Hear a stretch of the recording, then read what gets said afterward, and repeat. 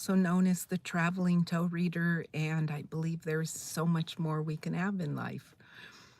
I'm coming at you today from Lake Junaluska. It's in, I think, Waynesville is the city I'm in North Carolina, Western North Carolina.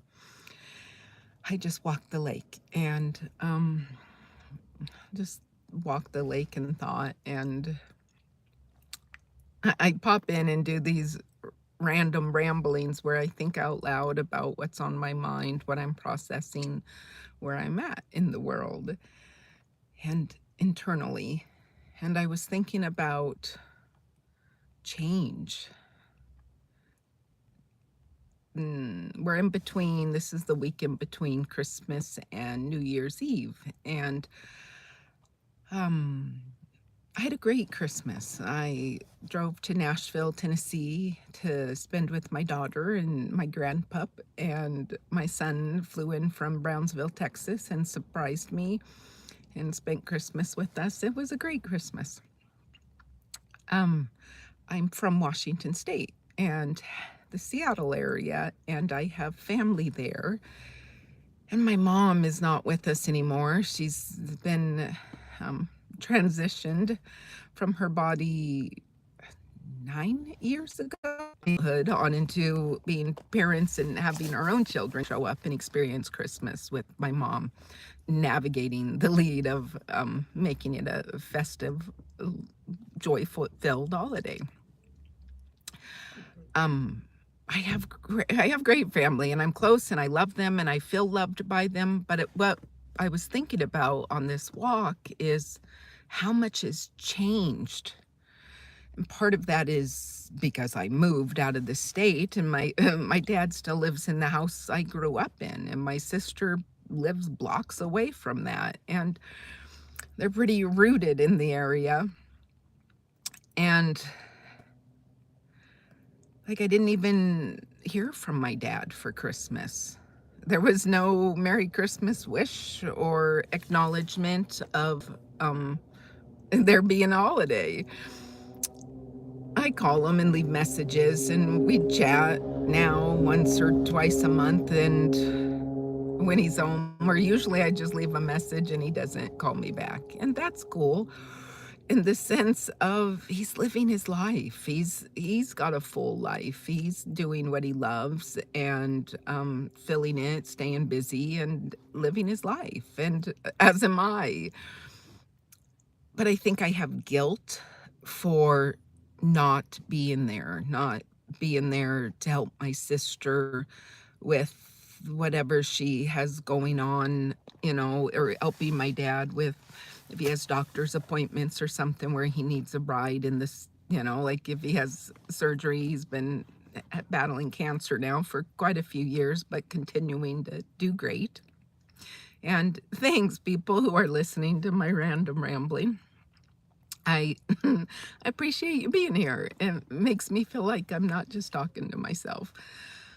And I hope whatever I end up bringing this around to, making a point, will help you in some way. It was about embracing change without guilt. Um, like, like I know my dad loves me and I love him. And this is where the sadness comes in. It's self-judgment. It's not judgment against my dad. It's looking outside myself for validation.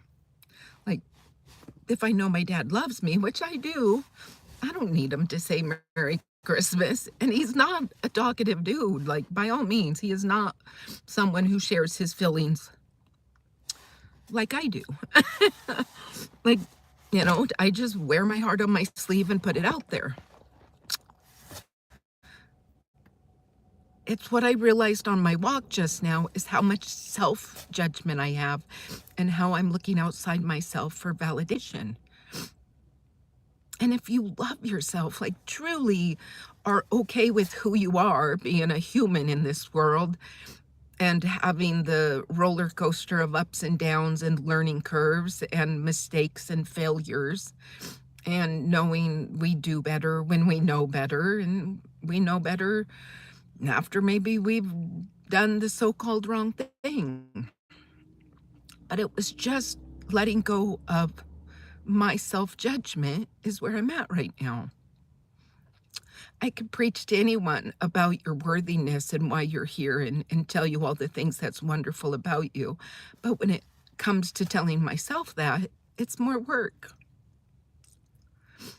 which is interesting, right? Like it's like, mm, you know, we all are here as humans are worthy and we're also not great at everything. We all have our special skills and talents, and by showing up and being yourself, for me, one of those things is not living in a town that I grew up in that didn't call me anymore.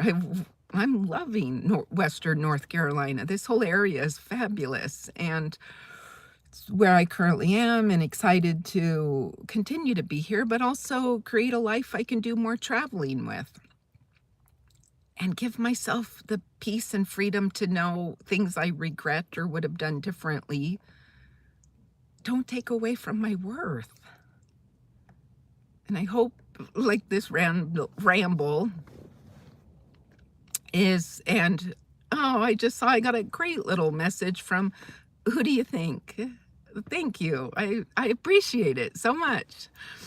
Um, is that's what I and working on my own self-talk and my own worth and knowing I'm worthy. And I'm blessed to have the family I have. And um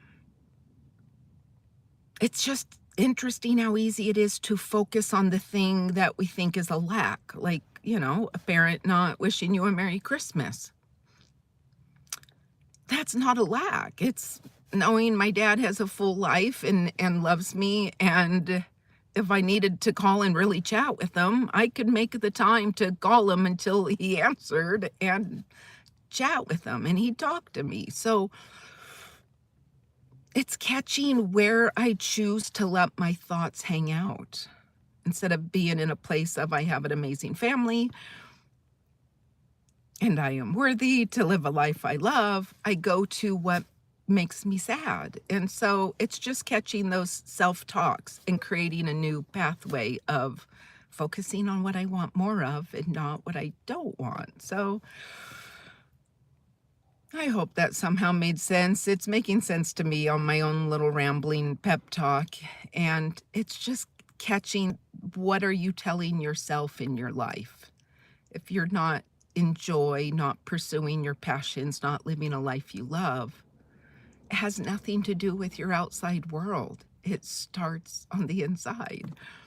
And that's what it brought up on my walk and what I logged in to share with you all.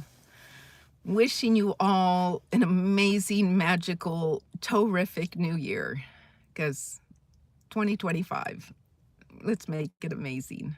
Much love, everyone. Bye-bye.